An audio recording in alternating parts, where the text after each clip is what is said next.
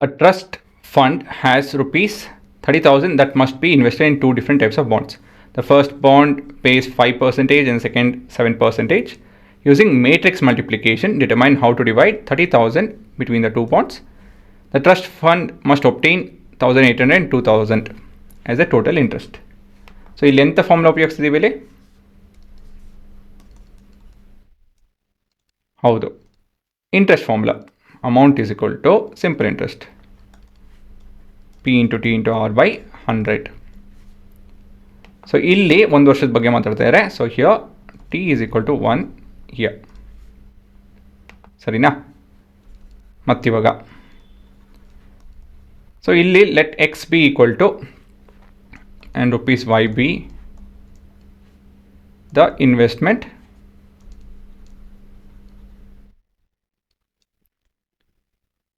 done in bonds with 5% and 7% interest respectively. ಸರಿನಾ? ಇವಾಗ ನಾವಿಲ್ಲಿ ಮೇಟ್ರಿಕ್ಸ್ ಉಪಯೋಗಿಸ್ಕೊಂಡು ಸಾಲ್ವ್ ಮಾಡಬೇಕು. ಹಾಗಾಗಿ ನಮ್ಮ ಮೊದಲೇ ಮೇಟ್ರಿಕ್ಸ್ ಬಂದು ಪ್ರಿನ್ಸಿಪಲ್ ಅಲ್ವಾ, ಮತ್ತು ಮತ್ತೊಂದು ರೇಟು. ಟೈಮ್ ಬೇಕಾಗಿಲ್ಲ, ಯಾಕಂತ ಹೇಳಿದ್ರೆ ಅದು ಒಂದೇ. Numerically it's 1. ಸೊ ಎಕ್ಸ್ ಮತ್ತು ವೈ ಬರುತ್ತೆ ಇಲ್ಲಿ. So this is 1/2 matrix. ಇದ್ರ ಜೊತೆ ನಾವು ರೇಟ್ ಮೇಟ್ರಿಕ್ಸ್ ಮಲ್ಟಿಪ್ಲೈ ಮಾಡ್ತಾ ಇದ್ದೀವಿ. ಅದಿರಬೇಕು, ಎಂಥದ್ದು ಇರಬೇಕು ಸೈಜ್ ಅದರದ್ದು ಆರ್ಡರು 2/1 ಅಲ್ವಾ. 2 ಅಂತೂ ಬರಲೇಬೇಕು. ಸೊ ಇಲ್ಲಿ ಒಂದೇ ಡೇಟಾ ಇರೋದು, ಹಾಗಾಗಿ 2/1 ಬರುತ್ತೆ. ಸೊ ಇವೆರಡು ನಾವು ಮಲ್ಟಿಪ್ಲೈ ಮಾಡ್ಬೋದು ಇವಾಗ. ಸೊ ಮತ್ತು ಮುಂದೆ amount is equal to P into R by 100. So ಇವಾಗ ಇದು 1/100 XY ಮತ್ತಿದು 57. So therefore amount is equal to 1/100 times of 5. ಹೆಂಗೆ ಬರೀದಿದೆ ನಾ ಇವಾಗ 57 5x. ಕನ್ಫ್ಯೂಸ್ ಮಾಡ್ಕೊಳಕ್ಕೆ ಹೋಗ್ಬೇಡಿ, ಇದನ್ನು ಸ್ಮಾಲ್ ಬ್ರ್ಯಾಕೆಟ್ಸಲ್ಲಿ ಬರ್ತೀನಿ, ಕನ್ಫ್ಯೂಸ್ ಆಗೋದು ಬೇಡ.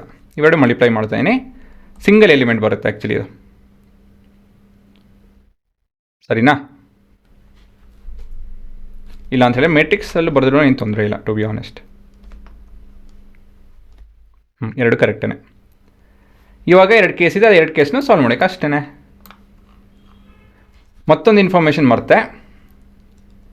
Also x plus y should be equal to 30,000.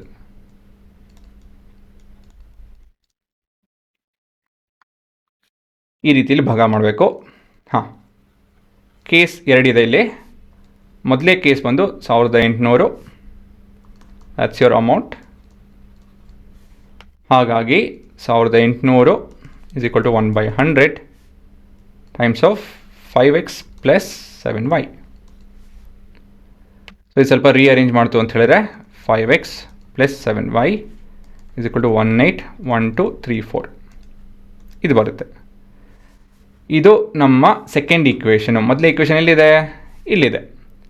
So from 1 we can obtain 1 and 2 we can obtain the required answer. ಹೇಗೆ? ಇಲ್ಲಿ ನಾನಿವಾಗ -5x minus 5y is equal to 15,000 ಬರ್ಕೊತಾ ಇದ್ದೀನಿ. 15 ಲಕ್ಷ ಅಲ್ಲ, 1,50,000. ಹೇಗೆ ಬಂತಿದ್ದು? From multiplying 5 times of equation 1.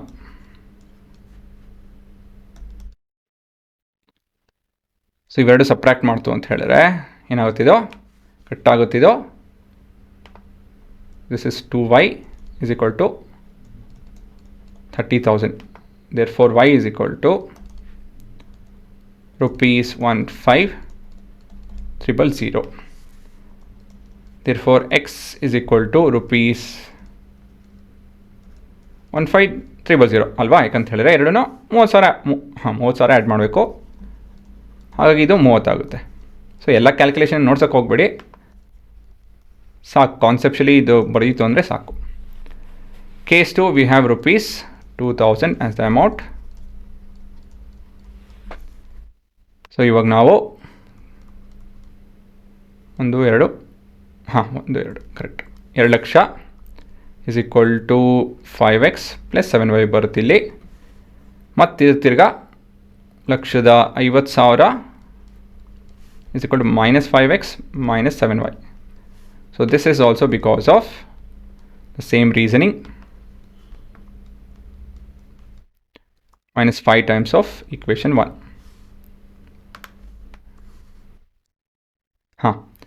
ಇವಾಗ ಇವೆರಡು ಕಟ್ ಆಗ್ತಾ ಇದೆ, ಮತ್ತಿದು ವ್ಯತ್ಯಾಸ ಬಂದು 50,000 ಅಲ್ವಾ? 50,000 ಮತ್ತಿದು 2yನೇ. ಹಾಗಾಗಿ y is equal to rupees 25,000. Therefore x is equal to rupees 5,000 only from 1. ಸರಿನಾ? ಸೊ ಕೊನೆಯದಾಗಿ ಉತ್ತರ ಬರೀಬೇಕಾಗುತ್ತೆ.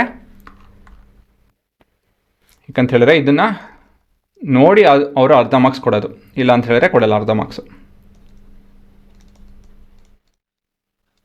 For 18,000 or 1,800 actually, we need to invest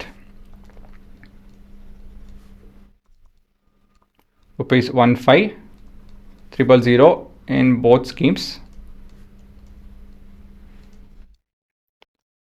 and for rupees 2,000 we need to invest rupees 5,000 in 5% scheme, ಮತ್ತೆ ಇನ್ನೊಂದು rupees 25,000 in 7% ಅಲ್ವಾ scheme. So ಈ ರೀತಿ ಬರೀಲ್ಲ ಅಂದರೆ marks cut ಆಗುತ್ತೆ ಕಂಡ್ರೆ ಬರೀಬೇಕು ಇವೆಲ್ಲ ಸ್ಟೇಟ್ಮೆಂಟ್ಸ್. ಆಯಿತಾ? ವರ್ಕ್ ಮಾಡಿ.